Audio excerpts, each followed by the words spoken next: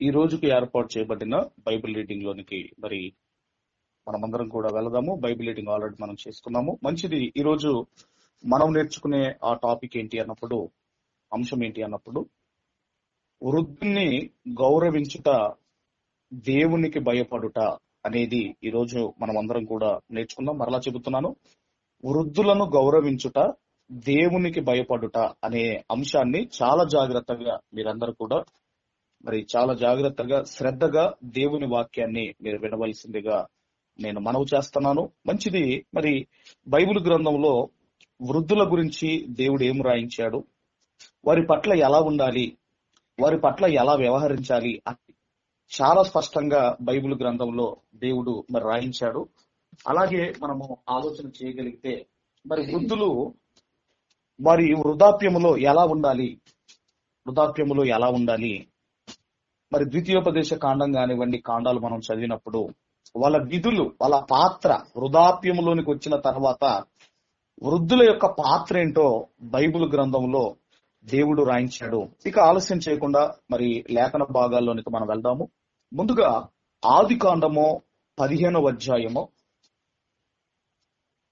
దయచేసి అందరం కూడా ఆదికాండము 15వ అధ్యాయము 15వ వచనాన్ని మనం అందరం కూడా చదువుకుందాం. 15వ అధ్యాయము 15వ వచనాన్ని అందరము చదువుకుందాము.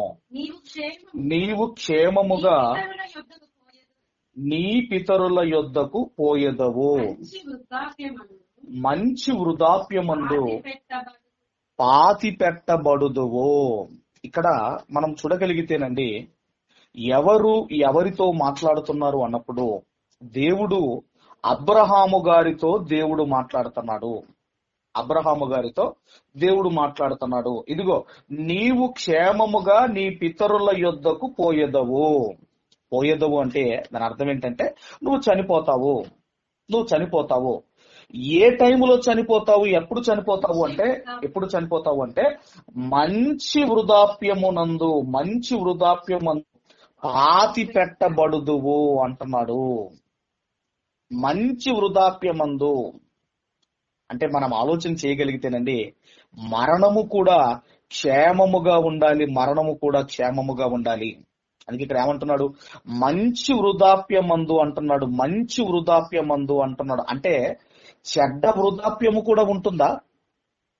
మంచి వృద్ధాప్యం అంటున్నాడు అంటే చెడ్డ వృద్ధాప్యము కూడా ఉంటుందా? దేవుడు అబ్రహాము గారితో మాట్లాడుతున్నాడు. ఈ రోజు మనము మరి బహుకాలము బ్రతికి వృద్ధాప్యములోనికి మనం రావాలి అంటే దేవుని మహాకృప ఉండాలి. ఈరోజు ఒక మనిషి జనన మరణాలు క్రమముగా జరగాలి అంటే దేవుని కృప ద్వారానే సాధ్యము. అందుకే అబ్రహాము గారితో అంటున్నాడు దేవుడు, ఇదిగో మంచి వృద్ధాప్యమందు పాతి పెట్టబడేదవు అని దేవుడు ఇక్కడ మాట్లాడుతున్నాడు. అలాగే మనం చూడగలిగితే మరొక విషయాన్ని మనం చూడగలిగితే ఆదికాండము 27వ అధ్యాయము దయచేసి మొదటి వచనాన్ని మనం అందరం కూడా చదవగలిగితే, ఆదికాండం 27వ అధ్యాయము మొదటి వచనాన్ని మనం అందరం కూడా చదవగలిగితే, ఇస్సాకు వృద్ధుడై అతని కన్నులకు మంద దృష్టి కలిగినప్పుడు అతడు తన పెద్ద కుమారుడైన ఏశావుతో, ఇక్కడ మనం చూడగలిగితేనండి, అతనికి మంద దృష్టి అంటే మనము వృద్ధాప్యంలోనికి వచ్చేసరికి మన శరీరములో ఉన్న కొన్ని అవయవాలు, ఆర్గాన్స్ అంటాం కదండి, ఆర్గాన్స్ ఇవి ఏంటంటే ఇవి సపోర్ట్ చేయవు, ఇవి పని చేయవు. కొన్ని వృద్ధాప్యంలోనికి వచ్చేసరికి కొన్ని అవయవాలు అవి ఏమవుతాయంటే అవి పని చేయవు, అవి అంటే క్షీణిస్తూ ఉంటాయి. అలాగే ఇక్కడ ఇస్సాకు గారు కూడా ఆయన ఎక్కడికి వచ్చాడు అన్నప్పుడు వృద్ధాప్యములో ఉన్నాడు. ఇప్పుడు అతనికి ఇదిగోనండి చూపు అనేది సరిగ్గా కనపడటం లేదు, కన్నులు పెంచాయి. అంటే ఎదుటి వ్యక్తిని గుర్తించలేని స్థితిలో ఉన్నాడు. అలాంటి టైంలో ఏం జరిగింది అన్నప్పుడు అండి, తన పెద్ద కుమారుడైన ఏశావుతో నా కుమారుడా అని అతన్ని పిలువగా అతడు చిత్తము నాయన అని అతనితో అనేను. తండ్రి వృధాప్యములో ఉన్నాడు. తర్వాత అతనికి కన్నులు సరిగ్గా కనబడటం లేదు. ఎదుటి వ్యక్తిని గుర్తించే స్థితిలో తండ్రి లేడు. అప్పుడు తన పెద్దవారుడైన ఏశావుని పిలిచినప్పుడు ఎంత రెస్పెక్ట్ గా, ఎంత గౌరవముగా ఇదిగో ఏమంటున్నాడండి ఆ కుమారుని పిలువ, చిత్తము నాయన అని అతనితో అనేను, చిత్తము నాయన అని అతనితో అనేను. అంటే వృధాప్యములో ఉన్న తండ్రిని ఎంత గౌరవిస్తున్నాడో చూడండి. ఏశావు ఎంత గౌరవిస్తున్నాడో చూడండి. కొంతమంది అనుకుంటారు ఈ ముసలోడికి ఏం పని లేదు, కళ్ళు సరిగ్గా కనపడటం లేదు, ఒక మూలను కూర్చోవచ్చు కదా, ఊరికే పిలుస్తా ఉంటాడని అనుకునే వాళ్ళు కూడా లేకపోలేదు. కానీ తండ్రి పిలిచాడు. ఇదిగోనండి అవయవాలు సాగటం లేదు, గుర్తించలేని, ఎదుటి వ్యక్తిని గుర్తించలేని స్థితిలో ఉన్నాడు. తండ్రి పిలవగానే నానా నేనున్నాను, ఇదిగో నేనున్నాను అని ఎంత రెస్పెక్ట్ గా, ఎంత గౌరవమో ఇదిగో ఏశావు తండ్రికి ఇస్తున్నాడో చూడండి. అప్పుడండి ఏం జరిగింది అన్నప్పుడు 2-3 వచనాలు కూడా మనం చదవగలిగితే, అప్పుడు ఇస్సాకు ఇదిగో నేను వృద్ధుడను, నా మరణ దినము నాకు తెలియదు కాబట్టి నీవు దయచేసి నీ ఆయుధములైన నీ అంబుల పొదిని నీ విల్లును తీసుకొని అడవికి పోయి నా కొరకు వేటాడి మాంసము తెమ్ము. ఇక్కడ మనం చూడగలిగితేనండి, ఇదిగోనండి ఆయన ఏం చెబుతున్నాడు అన్నప్పుడండి, ఇదిగో నాకు మాంసము కావాలి అని. ఎందుకంటే నేను వృద్ధాప్యములో ఉన్నాను. ఎందుకంటే మరి ముసల్తనంలో మీరు చూడగలిగితే ఏవో మరి తినాలి, అవి తినాలి, ఇవి తినాలి అనిపిస్తుంది కదండి. వృద్ధాప్యంలో ఉన్నాడు, మాంసం తినాలి అనిపించింది. ఇప్పుడు ఈ ఏశావు గారు అనొచ్చు కదండి, నీకేం పని లేదా, ఈ వయసులో నీ అవయవాలే సరిగ్గా లేవు, నువ్వు సరిగ్గా నమలలేవు, నీకు మాంసం కావాలని అనవచ్చు, ఆయన అనవచ్చు. కానీ ఏశావు మాత్రం అలా మాట్లాడటం లేదండి.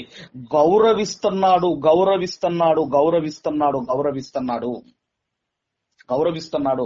నాకు మాంసము తినాలనిపిస్తుంది అని చెబుతున్నాడు. తర్వాత ఏమంటున్నాడు అంటే 4వ వచనంలో నేను చావక మునుపు నిన్ను నేను ఆశీర్వదించున్నట్లు నాకిష్టమైన రుచిగల భోజ్యములను సిద్ధపరిచి నేను తినుటకై నా యొద్దకు తెమ్మని చెప్పెను. ఏమంటున్నాడు అంటే, తిని నీవు తీసుకొచ్చి వేటాడి తీసుకొచ్చి నువ్వు మాంసం తీసుకొచ్చి ఆ వండిన ఆహారం నా దగ్గరికి తీసుకొస్తే నేను తిని నేను నిన్ను ఆశీర్వదిస్తాను అంటున్నాడు. అంటే ఇక్కడ మనం గుర్తించవలసింది ఏంటంటే, ఇదిగోనండి వృధాప్యములో ఉన్న వారి దగ్గర బ్లెస్సింగ్స్ ఉంటాయి. వృధాప్యంలో ఉన్న వారి దగ్గర ఏముంటాయి? బ్లెస్సింగ్స్ ఉంటాయి. మన ఇంట్లో కూడా వృద్ధులు ఉంటారు. తాతలు కావచ్చు, అమ్మమ్మలు కావచ్చు, నాయనమ్మలు కావచ్చు. మన ఇంట్లో ఉన్న వృద్ధులు కూడా, వారిని కూడా మనము ఇదిగోనండి గౌరవించాలి. మనము రెస్పెక్ట్ ఇవ్వటం మన పిల్లలకు మనం నేర్పించాలి. మనం రెస్పెక్ట్ ఇవ్వాలి. ఎందుకంటే ఇదిగోనండి వారి దగ్గర బ్లెస్సింగ్స్ ఉన్నాయి. ఈరోజు ఇంత చదువుకుంటున్నారు, ఇంత జ్ఞానం నేర్చుకుంటున్నారు, ఇంత టెక్నాలజీ ఉంది. ఎంతమంది పిల్లలు తమ తాతలకు కానివ్వండి, అమ్మమ్మలకు కానివ్వండి, నాయనమ్మలకు కానివ్వండి, ఎంతమంది రెస్పెక్ట్ ఇస్తున్నారు, ఎంతమంది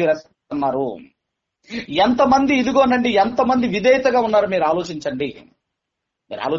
అందుకే ఇక్కడ మనం ఆలోచన చేయగలిగితే, ఎందుకయ్యా తల్లిదండ్రి మాటకు విధేయత చూపించాలి? ఎందుకంటే వాళ్ళ దగ్గర ఏమున్నాయి అంటే, ఇదిగో బ్లెస్సింగ్స్ ఉన్నాయి. తండ్రి దగ్గర బ్లెస్సింగ్స్ ఉన్నాయి. వృధాప్యంలో ఉన్నాడు, నేను తిని నిన్ను ఇదిగో బ్లెస్ చేస్తాను అంటున్నాడు. ఇలా చెబుతుంటే రిబుకమ్మ గారు వింటున్నారు. రిబుకమ్మ గారు వింటున్నారు. ఇప్పుడు ఇస్సాకు గారు వృద్ధాప్యములో ఉంటే రిబుకమ్మ గారు కూడా వృద్ధాప్యములో ఉన్నారు. ఇప్పుడు రిబుకమ్మ ఏం చేసింది అన్నప్పుడండి, యాకోబును పిలిచి ఆహారాన్ని సిద్ధపరిచి ఏం చేసింది అన్నప్పుడు ఇదిగోనండి, ఆ తర్వాత ఏం జరిగింది అంటే యాకోబును తండ్రి దగ్గరికి పంపించింది. అంటే ఇప్పుడు యాకోబు గారు కూడా ఎలా ఉన్నాడు అంటే వృద్ధాప్యములో ఉన్న తల్లి మాటకు విధేయత చూపిస్తున్నాడు. నీ తండ్రికి ఆహారం కావాలట, ఇదిగో నేను ఆహారం సిద్ధపరిచాను, ఇదిగో నీ తండ్రి దగ్గరికి వెళ్ళు. ఆ తర్వాత యాకోబు గారు బ్లెస్సింగ్స్ పొందుకున్నాడు, అది తర్వాత మ్యాటర్. కానీ ఇక్కడ మనం చూడగలిగితే అటు ఏశావు తండ్రికి రెస్పెక్ట్ ఇస్తున్నాడు, ఇటు యాకోబు కూడా ఇదిగో తల్లి మాటకు ఇదిగో ఆయన విధేయుడుగా మనకు కనపడుతున్నాడు. కాబట్టి వృద్ధుల దగ్గర ఏమున్నాయి అన్నప్పుడు అండి బ్లెస్సింగ్స్ ఉంటాయి. వృద్ధుల దగ్గర బ్లెస్సింగ్స్ ఉంటాయి. అందుకే కొన్ని ప్రాంతాల్లో మనం చూడగలిగితేనండి, మరి వృద్ధులు ఏం చేస్తారంటే అక్షింతలేస్తారు, చిన్నవారి మీద అక్షింతలేస్తారు. ఎందుకు అన్నప్పుడు వాళ్ళు బ్లెస్ చేయాలి అని. ఇంకా మనం చూడగలిగితే సామెతల గ్రంథంలో కూడా ఏమంటున్నాడో మనం చూడగలిగితేనండి, సామెతల గ్రంథం దయచేసి 23వ అధ్యాయము, సామెతల గ్రంథము 23వ అధ్యాయము, దయచేసి 23వ అధ్యాయము 22వ వచనాన్ని మనం అందరం కూడా చదువుకున్నాం. 22వ నిన్ను కనిన నీ తండ్రి ఉపదేశమును అంగీకరించుము, నీ తల్లి ముదిమియందు ఆమెను నిర్లక్ష్యము చెయ్యకుము. నీ తల్లి ముదిమియందు ఆమెను నిర్లక్ష్యము చెయ్యకుము. ఇక్కడ మనం చూడగలిగితే ఇస్సాకు గారు కానివ్వండి, రిబుకా గారు కానివ్వండి, ఇద్దరు కూడా వృద్ధాప్యములో ఉన్నారు. తల్లి మాట విన్నాడు, వెళ్ళాడు, బ్లెస్సింగ్స్ పొందుకున్నాడు. కాబట్టి ఈరోజు మీరు మ్యారేజ్ చేసుకోవచ్చు, ఈరోజు మీకు పిల్లలు ఉండవచ్చు, మీరు ఒక గొప్ప స్థితిలో ఉండవచ్చు. అయినా మనం ఆలోచన చేయగలిగితేనండి, అయినా ఇదిగో మనం ఏం చేయాలి అన్నప్పుడు మీ వృద్ధాప్యములో ఉన్న వారిని మనము గౌరవించాలి, వారికి విధేయత చూపించాలి, వారిని ప్రేమించాలి, వారి దగ్గర శిరస్సు వంచాలి. ఎప్పుడైతే ఇదిగోనండి తల్లిదండ్రికి లోబడ్డాడో, మనం ఆలోచన చేయగలిగితే విధేయత చూపించాడో, ఆశీర్వాదాలు సంపాదించుకున్నాడు. కాబట్టి ఇంకా ఇక్కడ ఏమంటున్నాడు అన్నప్పుడు అండి 22వ వచనంలో, నిన్ను కనిన నీ తండ్రి ఉపదేశము అంగీకరించుము, నీ తల్లి ముదిమియందు ఆమెను నిర్లక్ష్యము చెయ్యకుము.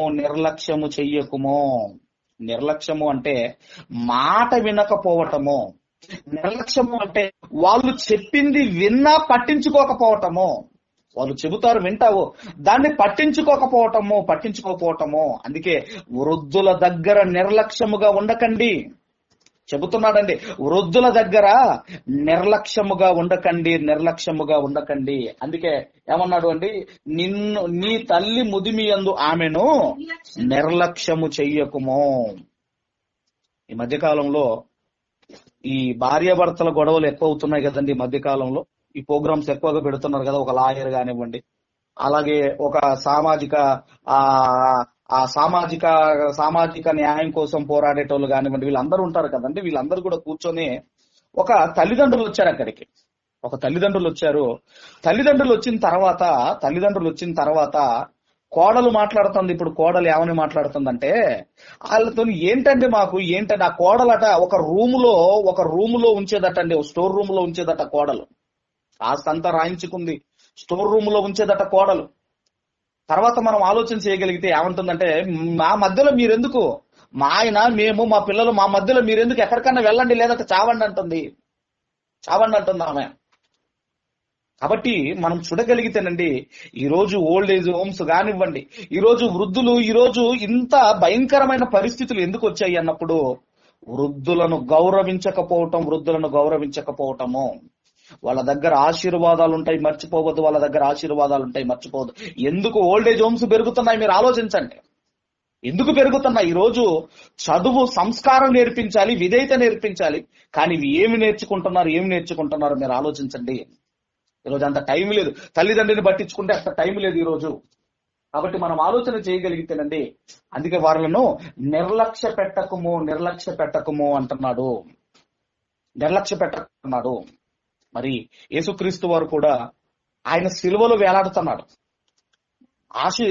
ఆయన సిలువలో వేలాడుతున్నప్పుడు అక్కడే తల్లి ఉందండి. యేసుక్రీస్తు వారికి 33.5 సంవత్సరాలంటే, ఇప్పుడు ఒకవేళ మరియమ్మ గారికి ఒక 50 సంవత్సరాలు అనుకుందాము. ఆ టైంలో నా తల్లి పరిస్థితి ఏంటి? నా తల్లిని ఎవరు చూసుకుంటారు? అందుకేనండి యోహాను సువార్తలో మనం చదువుకుంటాం కదండి, ఆ 7 మాటల్లో 3వ మాట మనం చదువుకుంటాం కదా, అమ్మా ఇదిగో నీ కుమారుడు, అమ్మా ఇదిగో నీ కుమారుడు. కాబట్టి యేసుక్రీస్తు వారు ఎక్కడ కూడా తల్లిదండ్రిని నిర్లక్ష్య పెట్టలేదు. తండ్రి మాటకు విధేయత చూపించాడు, తల్లి మాటకు విధేయత చూపించాడు. కాబట్టి మనకు కూడా చెబుతున్నాడు, ఇదిగోనండి నిన్ను కలిగిన నీ తండ్రి ఉపదేశం అంగీకరించుము, నీ తల్లి ముదిమియందు ఆమెను. ఎందుకంటే వాళ్ళు మన స్టేజ్ దాటి వచ్చి మనకు చెబుతారు. మన స్టేజ్ దాటి వచ్చారు వాళ్ళు, కాబట్టి మనకు చెబుతారు, మనం వినాలి. ఆ స్టేజ్ ఇంకా మనం దాటలేదు. కాబట్టి వాళ్ళ మాట మనము గౌరవించటము, మనం గౌరవించటమే ఇదిగోనండి మనం నేర్చుకోవాలి. వాళ్ళకి రెస్పెక్ట్ ఇవ్వాలి, అంతేగాని నిర్లక్ష్యం చేయకూడదు. ఇక లేవియా కాండానికి వచ్చేసరికి ఈరోజు మన వాక్యానికి మూలవాక్యం అండి. ఈరోజు మనం నేర్చుకునే టాపిక్ కి మూలవాక్యము వృద్ధులను గౌరవించుటయే దేవునికి భయపడట అనే దానికి మూలవాక్యము ఇదేనండి. లేవియా కాండం 19వ అధ్యాయము, దయచేసి అందరం కూడా లేవియా కాండం 19వ అధ్యాయము 32వ వచనాన్ని మనం అందరం కూడా చదువుకుందాం. 32వ వచనాన్ని మనం అందరం కూడా చదువుకుందాము. 32 తల నెరిసిన వాని ఎదుట లేచి ముసలి వాని ముఖమును ఘనపరిచి నీ దేవునికి భయపడవలెను, నేను యెహోవాను. తల నెరిసిన వాళ్ళు ఎవరండి? తల నెరిసిన వాళ్ళంటే వృద్ధులు. వృద్ధుల దగ్గర నీవు లేవాలి. వృద్ధులు వస్తున్నారు అంటే నువ్వు లేవాలి. చర్చిలో కానివ్వండి, చైర్స్ లో ఇప్పుడు మన ముందు నుంచి వృద్ధులు వెళ్తుంటే, ఒకవేళ వాళ్ళు వస్తుంటే మనం లేవాలి. అది వారిని గౌరవించటం. రైట్. ఇంకేమంటున్నాడండి? వృద్ధులు వస్తే లేవాలి. తర్వాత ఏమంటున్నాడండి? తర్వాత ముసలి వాని ముఖమును గణపరిచి అంటున్నాడు. అంటే ముసలి వారి ముఖమును గణపరచటం అంటే మనము లేచి నిలబడటం, వారిని గణపరచం, వారికి గౌరవం ఇవ్వటం. మనము లేచి నిలబడటము వారికి గౌరవం ఇవ్వటము. దీన్నే అంటున్నాడు అంటే దేవునికి భయపడుట అంటున్నాడు. అంటే వృద్ధులకు నువ్వు రెస్పెక్ట్ ఇస్తున్నావు అంటే, వృద్ధులను ఇదిగో నువ్వు ప్రేమిస్తున్నావు, వారి మాటకు నువ్వు లోబడుతున్నావు అంటే నీవు దేవునికి భయపడుతున్నావు.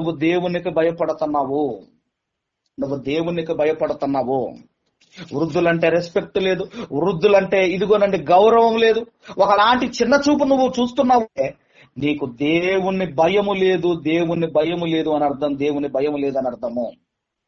అందుకే అంటున్నాడండి, ఇదిగో అక్కడ ఆ వచనంలో ఎంత చక్కగా రాయించాడండి. తల నెరిసిన వాని ఎదుట లేచి ముసలి వాని ముఖమును గణపరిచి నీ దేవునికి భయపడవలెను, నేను యెహోవాను. అంటే వారికి రెస్పెక్ట్ ఇస్తే దేవునికి భయపడుట, వారికి రెస్పెక్ట్ ఇస్తే దేవునికి అంటే దేవునికి భయపడటం అనేది ఒక కోణంలో ఎందులో ఉందంటే వృద్ధులకు మనం రెస్పెక్ట్ ఇవ్వటము. అందుకే యాకోబు గారండి తల్లి గారి మాటకు, రిబకమ్మ గారి మాటకు విధేయత చూపించాడు, ఆశీర్వాదాలు పొందుకున్నాడు. ఒక తల్లి మాట, ఒక వృద్ధాప్యములో ఉన్న ఒక తల్లి మాట ఒక తండ్రి విధేయత చూపించినప్పుడే ఆశీర్వాదం పొందుకుంటే, మరి అలాంటిది దేవుని మాటకు విధేయత చూపిస్తే ఇంకెన్ని ఆశీర్వాదాలు పొందుకుంటాం మీరు ఆలోచించండి. దేవుని మాటలకు మనం విధేయులుగా మనము బ్రతికితే ఇంకెన్ని బ్లెస్సింగ్స్ మనం పొందుకుంటామో. కాబట్టి వారిని గౌరవించాలి. మన కుటుంబాల్లో ఇప్పుడు ఈ రోజు మనం ఎంగేజ్ లో ఉండవచ్చు, ఈ రోజు మనం మంచి ఎంగేజ్ లో ఉండవచ్చు, తర్వాత మనము ఒకానొక టైంలో వృద్ధాప్యంలోకి వస్తాము. అందుకే మనము వారిని నిర్లక్ష్య పెట్టకూడదు, వారిని గౌరవించాలి, వారిని కాపాడుకోవాలి. ఇక సామెతల గ్రంథంలో మాట్లాడుతూ, సామెతల గ్రంథము దయచేసి 17వ అధ్యాయము, సామెతల గ్రంథము 17వ అధ్యాయము 6వ వచనాన్ని మనం అందరము కూడా చదువుకుందాం. 17వ అధ్యాయం 6వ వచనాన్ని మనం అందరం కూడా త్వరగా చదువుకుందాము. కుమారులు వృద్ధులకు కిరీటము, తండ్రులే కుమారులకు అలంకారము. కిరీటము అంటున్నాడు. కుమారులు అంటే మనుమలు, మనుమ సంతానము వృద్ధులకు కిరీటము. మనుమ సంతానము కుమారులు అంటే పిల్లలు వృద్ధుల కట కిరీటము లాంటి వారు. కిరీటము ఎవరికి ఉంటాయండి? కిరీటము రాజులకుంటాయి కిరీటాలు. అందుకే అంటున్నాడు, కుమారులు వృద్ధులకు కిరీటము, తండ్రులే కుమారులకు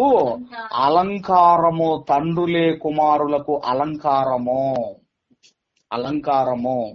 ఎందుకంటేనండి, ఇదిగో పెద్దల దగ్గర బ్లెస్సింగ్స్ ఉంటాయి. అందుకే తండ్రులే కుమారులకు అలంకారము అంటున్నాడు.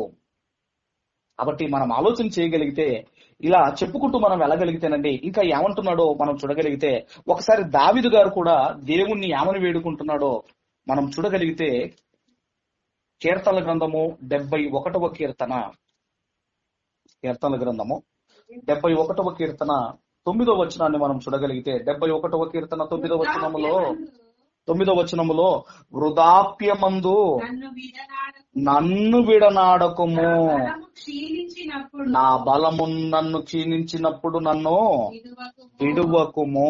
ఒక దావీదు గారు దేవుణ్ణి వేడుకుంటున్నాడు, వృద్ధాప్యములో నన్ను విడవకుము.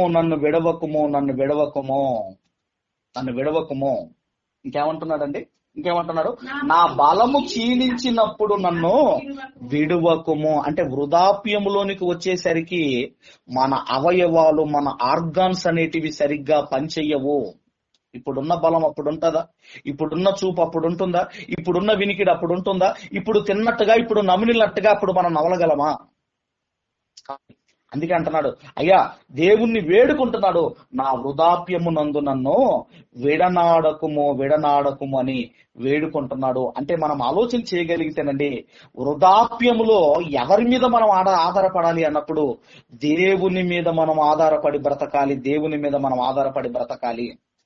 వృద్ధాప్యంలోనికి వచ్చినసరికి మనం చూడగలిగితే ఎక్కువగా దేవుని మీద ఆధారపడాలి. ఇదిగో పిల్లలతో మనం ఏమని చెప్పాలి అన్నప్పుడు, ఇదిగో అరే నన్ను మందిరానికి తీసుకెళ్ళు, దేవుని మాటలు నాకు వినిపించు, దేవుని మాటలు నాకు చదివి వినిపించు, నన్ను మందిరానికి తీసుకొని వెళ్ళు అంటే వృద్ధాప్యములో దేవుని మీద ఆధారపడటం నేర్చుకోవాలి. ఏ దావీదు గారు ఇక చనిపోయే ముందు తన కుమారుడైన సొలొమోను గారికి ఏమని చెబుతున్నాడో మనం చూడగలిగితే, రాజుల మొదటి గ్రంథము దయచేసి 2వ అధ్యాయము మొదటి 3 వచనాలు మనం అందరం కూడా చదువుకుందాము. మొదటి 3 వచనాలు మనం అందరం కూడా చదువుకుందాం. దావీదునకు మరణకాలము సమీపింపగా అతడు తన కుమారుడైన సొలొమోనునకు ఈలాగు ఆజ్ఞ ఇచ్చెను, లోకులందరూ పోవలసిన మార్గమున నేను పోగుతున్నాను. కాబట్టి నీవు ధైర్యము తెచ్చుకొని నిబ్బరము కలిగి నీ దేవుడైన యెహోవా అప్పగించిన దానిని కాపాడి ఆయన మార్గముల అనుసరించిన ఎడల నీవు ఏ పని పూనుకొనిననో ఎక్కడ తిరిగిననో అన్నింటిలో వివేకముగా నడుచుకొందువు. మోషే ధర్మశాస్త్రములో వ్రాయబడి ఉన్న దేవుని కట్టడలను, ఆయన నియమించిన ధర్మశాస్త్రం అంతటిని, ఆయన న్యాయ విధులను, శాసనములను గైకొనుము. అంటే తన వృద్ధాప్యములో ఉన్నాడు. ఇప్పుడు సొలొమోను గారికి చెబుతున్నాడు, ఇదిగో యెహోవా అప్పగించిన దానిని కాపాడి, ఆయన ఇప్పటి వరకు నేను కాపాడాను, ఇదిగో ఇక నేను చనిపోబోతున్నాను. ఇక ఆ పని, ఆ బాధ్యత నీది అని తన కుమారునికి చెబుతున్నాడండి. అంటే మనం ఆలోచన చేయగలిగి వృద్ధాప్యంలో ఆయన ఏం చెబుతున్నాడు అంటే, వృద్ధాప్యంలో ఇదిగో దేవుని మీద నువ్వు ఆధారపడు, ఆయనే నిన్ను నడిపిస్తాడు, ఆయనే నీకు మార్గం చూపిస్తాడు అని దావీదు గారు తన కుమారునికి చెబుతున్నాడు. కాబట్టి వృద్ధాప్యం వచ్చేసరికి దేవుని మీద మనం ఆధారపడేవారిగా ఉండాలి. కొత్త నిబంధనకు వచ్చేసరికి త్వరగా అపోస్తులైన పౌలు గారు తిమోతి గారికి రాసిన మొదటి పత్రిక 5వ అధ్యాయము దయచేసి మొదటి 2 వచనాలు మనం అందరం కూడా చదువుకుందాం. మొదటి 2 వచనాలు మనము చదువుకుందాము. వృద్ధుణ్ణి గర్దింపక తండ్రిగా భావించి అతన్ని హెచ్చరించుము. వృద్ధుణ్ణి గర్దింపక అంటే తిరుగుబాటు చేసే స్వభావము ఎప్పుడు కూడా ఉండకూడదు. వృద్ధుల మీద తిరుగుబాటు చేసే స్వభావం ఉండకూడదు. గర్దింపక ఏమంటున్నాడండి? తండ్రిగా భావించాలి.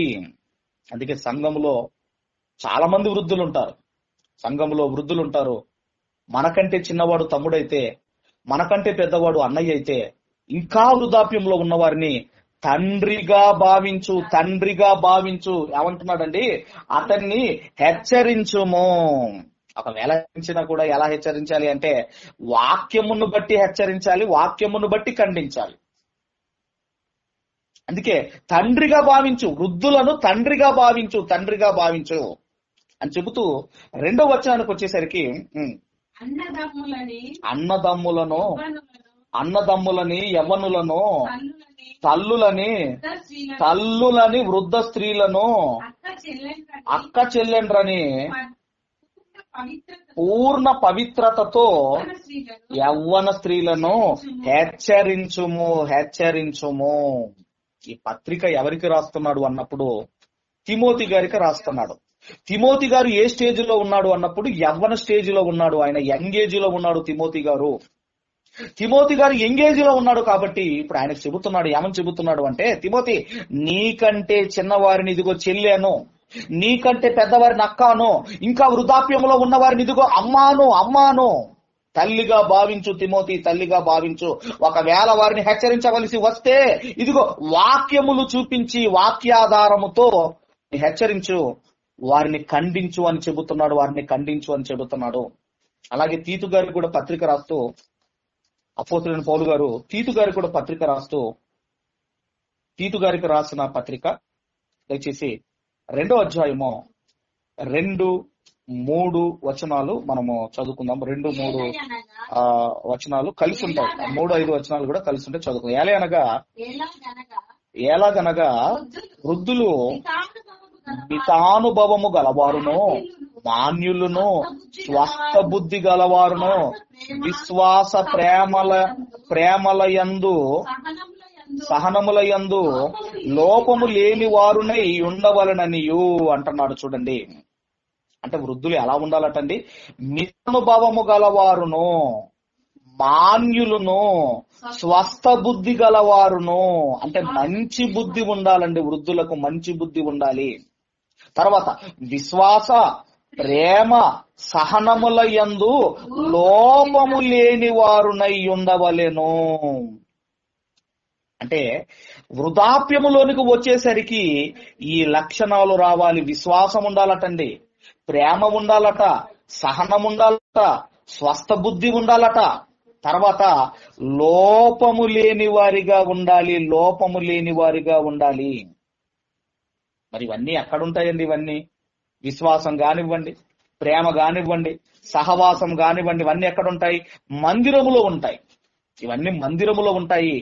మందిరములో నేర్చుకోవాలి, కుటుంబములో పాటించాలి, పిల్లలకు ఒక మాదిరిగా ఉండాలి, పిల్లలకు ఒక మాదిరిగా ఉండాలి.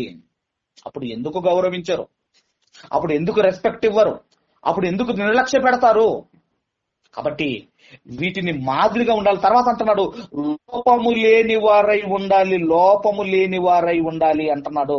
తర్వాత కూడా మనం చూడగలిగితే 3వ వచనం కూడా అలాగుననే వృద్ధ స్త్రీలు కొండె కత్తెలను మిగుల మద్యపాన ఆసక్తులనునై ఉండక ప్రవర్తన యందు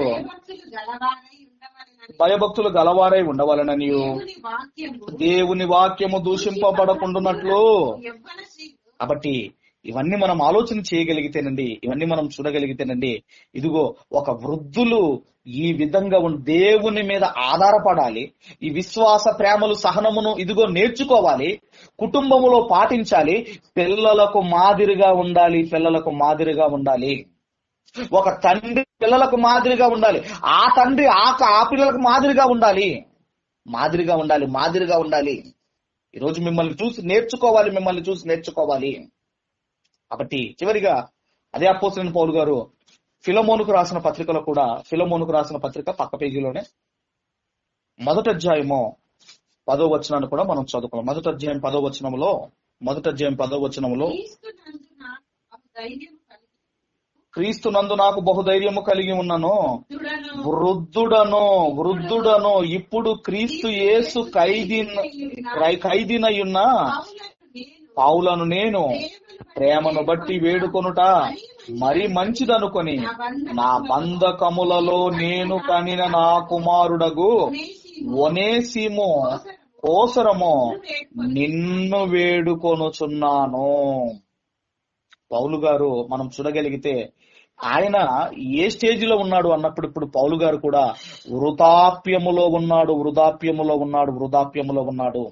అంత వృద్ధాప్యములో కూడా ఆయన దేవుని కొరకు ప్రయాసపడుతున్నాడు, దేవుని కొరకు ప్రయాసపడుతున్నాడు, దేవుని కొరకు ప్రయాసపడుతున్నాడు. ఆ బంధకాల్లో ఉండి కూడానండి, ఆ బంధకాల్లో ఉండి, ఆ జైల్లో ఉండి ఒనేసిమును, ఇదిగో ఒనేసిము కోసము వేడుకుంటున్నాడు. ఒనేసిము, ఇదంతా మళ్ళీ వేరే హిస్టరీ అండి. ఒనేసిము ఏంటి, ఇవన్నీ కూడా మళ్ళీ హిస్టరీ. కాబట్టి మనం ఆలోచన చేయగలిగితేనండి, వృద్ధాప్యములో దేవుని కొరకు ప్రయాసపడుతున్నాడు, దేవుని కొరకు ప్రయాసపడుతున్నాడు. కాబట్టి మనం ఆలోచన చేయగలిగితేనండి, ఇదిగో దేవుడు మనకు నేర్పిస్తాడు, దేవుడు వాక్యము ద్వారా మనకు నేర్పిస్తాడు. మనము నేర్చుకోవాలి, మన కుటుంబానికి మనం నేర్పించాలి, మన కుటుంబానికి మనం నేర్పించాలి. ఇక మరి మనం చూడగలిగితేనండి, చివరిగా దేవుణ్ణి కూడా పరిశుద్ధాత్మ ప్రేరణతో ఏమని రాయించారు మనం చూడగలిగితే, చివరిగా దానియేలు గ్రంథము 7వ అధ్యాయము 13వ వచనాన్ని చదువుకొని ముగింపులోనికి వెళ్ళిపోదాము.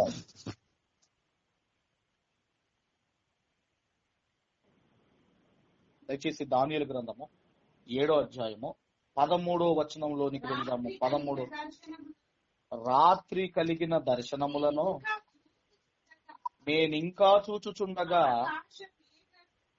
ఆకాశ మేఘారూఢుడై మనుష్య కుమారుణ్ణి పోలిన ఒకడు వచ్చి ఆ మహావృద్ధుడగు వాని సన్నిధిని ప్రవేశించి, ఆ మహావృద్ధుడగు వాని సన్నిధిని ప్రవేశించి ఆయన సముఖమునకు తేబడెను. కాబట్టి మనం ఆలోచన చేయగలిగితే, దేవుణ్ణి కూడా ఏమని మనం సంబోధిస్తున్నాడు అన్నప్పుడు, మహావృద్ధుడు ఆయన, మహావృద్ధుడు ఆయన, మహావృద్ధుడు ఆయన. ఎలాగైతే వృద్ధుల పట్ల ఉండమన్నాడో వాళ్ళను గౌరవించండి, వాళ్ళను ప్రేమించండి, వాళ్ళను నిర్లక్ష్య పెట్టకండి. ఇదిగో వారి పట్ల వారి మాటకు విధేయత చూపించండి. ఇవి చెయ్యటము నాకు భయపడుట అంటున్నాడు. ఈరోజు మనం ఎలా ఉంటే రేపు మనము వృద్ధాప్యంలోనికి వస్తామో, రేపు మనకు కూడా అలాగే ఉంటుంది. కాబట్టి అందుకే అన్నాడు కదా, నువ్వు చేసుకున్నదే నీ నెత్తి మీదకి వచ్చును అన్నాడు. కాబట్టి వృద్ధులను గౌరవించుట, దేవునికి భయపడుట. ఎంత జ్ఞానం ఉన్నా, ఎంత స్థితిలోనికి వెళ్ళినా వృద్ధులను మనం గౌరవించకపోతే ఎంత నేర్చుకుంటే లాభం.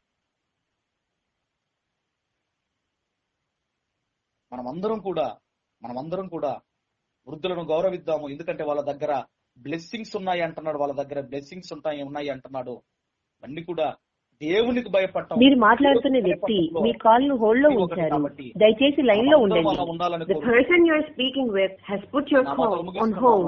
Please stay on the line. आप जिस व्यक्ति से बात कर रहे हैं